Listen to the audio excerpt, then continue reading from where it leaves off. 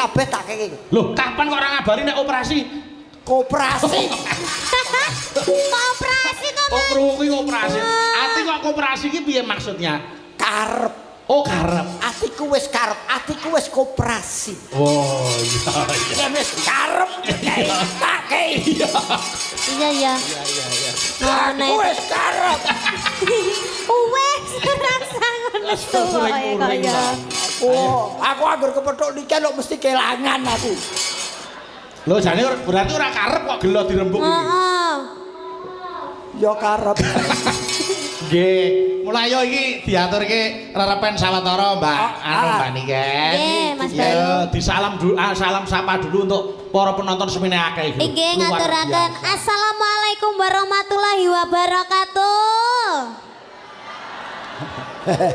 Iki aku lagi iki lho, main wayang kok ning pertelon iki lagi.